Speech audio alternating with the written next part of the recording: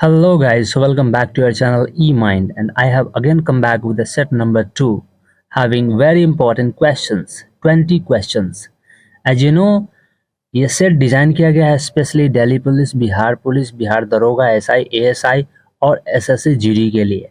बिहार दरोगा तो 100% निकलेगा ही, आप कंप्लीट सेट को फॉलो करते रहे। मोर देन 50 सेट मैं दे रहा हूँ यहाँ पे आपको, राइट। तो without doing delay, just start with a question number 1. The heart of human embryo starts beating.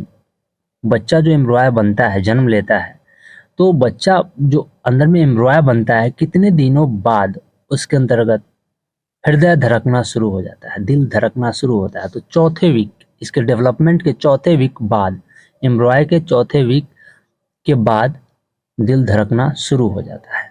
Alright, next question that we have for you is, which state has the maximum number of legislative assembly? सबसे ज़्यादा legislative assembly में सदस्य की संख्या किस राज्य के पास है?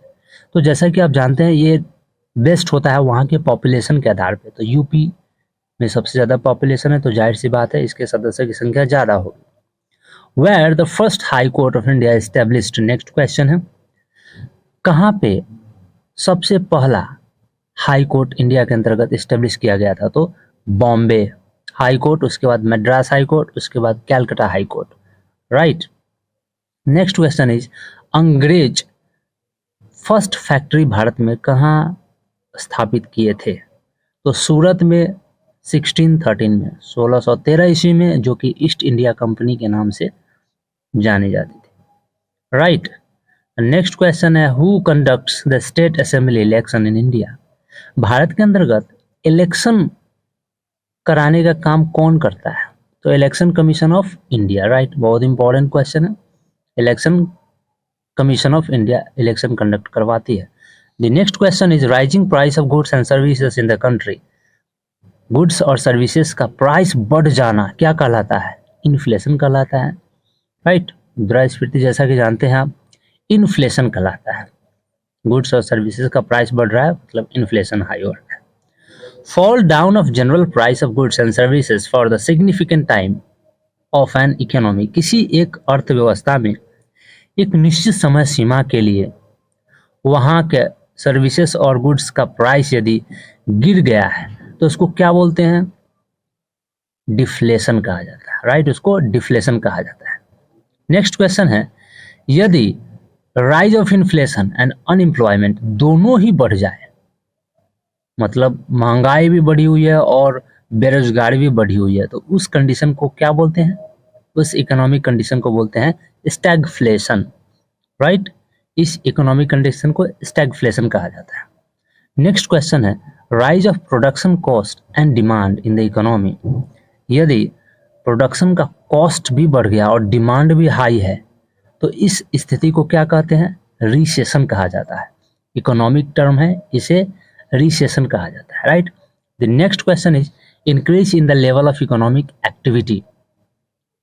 अगर अर्थव्यवस्था की एक्टिविटी में बहुत ज़्यादा बढ़ोतरी हो रही है, गुड्स एंड सर्विसेज बढ़ रहा है, तो इसको एक्सपेंशन कहा जाता है, राइट। नेक्स्ट क्वेश्चन है, a period of long term down time in economic activity in one और मोर country?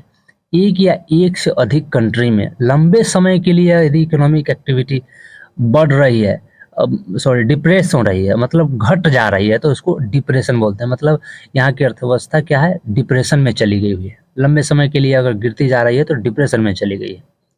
According to article 173B, article 173B के तहत मिनिमम एज लेजिस्लेटिव असेंबली और लेजिस्लेटिव काउंसिल में मिनिमम एज कितना रिक्वायरमेंट है?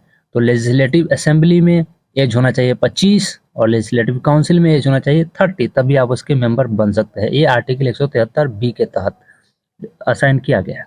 0 hours क्या होता है और ये कब शुरू होता है? पार्लियामेंट के अंतर्गत 0 आवर्स होता है 12 बजे के बाद, आफ्टरनून 12 बजे के बाद, और स्पेशली उस मैटर्स के लिए डिज़ाइन किया गया है जो कि बहुत ज़्यादा इंपॉर्टेंट है, जिसे डिले नहीं किया जा सकता है, इसको फर्स्ट प्रायोरिटी दी जाती है।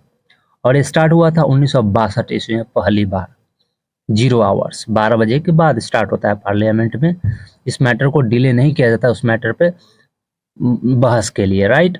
और ये सबसे पहले स्टार्ट हुआ था 1962 में। नेक्स्ट क्वेश्चन है, detergent is different from soap.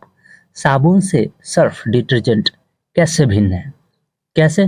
Because it's ingredients, Surf का जो इंग्रेडिएंट्स होता है, केमिकल यूज होता है, उसको सर्फेक्टेंट्स बोलते हैं, राइट। तो सर्फ में क्या होता है? सर्फेक्टेंट्स होता है, इसलिए साबुन से डिफरेंट है। And soap is a combination of animal fat. Soap मिल किसी से मिल करके बनता है? एनिमल के चर्बी से, प्लांट ऑयल से और कॉस्टिक सोडा से मिल करके साबुन तैयार किया जाता है। Next question, the lightest and smallest bone in human body. सबसे हल्की और सबसे छोटी ह्यूमन बॉडी कौन सी है? तो स्टेप्स होता है जो कि मिडिल ईयर में पाया जाता है, राइट। मिडिल ईयर में मतलब कान के 3 पार्टीशन होते हैं ना, आउटर ईयर, मिडिल ईयर और इनर ईयर। तो मिडिल वाले ईयर में जो है हड्डी है उसको स्टेप्स बोलते हैं। 1.5 mm की हड्डी होती है जिसको स्टेप्स कहा जाता है, वो सबसे छोटी और हल्की हड्डी है। नेक्स्ट क्वेश्चन है, the largest bone in human body. सबसे बड़ा बोन शरीर के अंदर कौन सा है? तो फेमर सबसे बड़ी बोन है, जो कि थाई, जांग में पाया जाता है, अपर लेग में, और वो कनेक्ट करता है नी को, घुटने को हिप से कनेक्ट करने का काम करता है, राइट। इसे लार्जेस्ट बोन कहा जाता है। अब मैग्नेटिक एलॉय, मैग्नेटिक एलॉय कौन सा है जिससे मिला करके मैग्नेट बनाया जाता है लोहे को? तो इसमें मुख्य रूप से है iron, nickel and cobalt.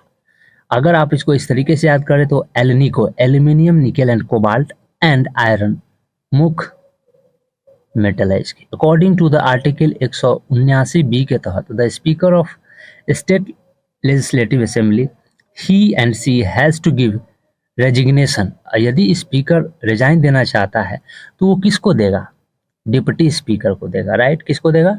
Deputy speaker को। और ये आर्टिकल 179 बी के अंतर्गत लिखा हुआ है।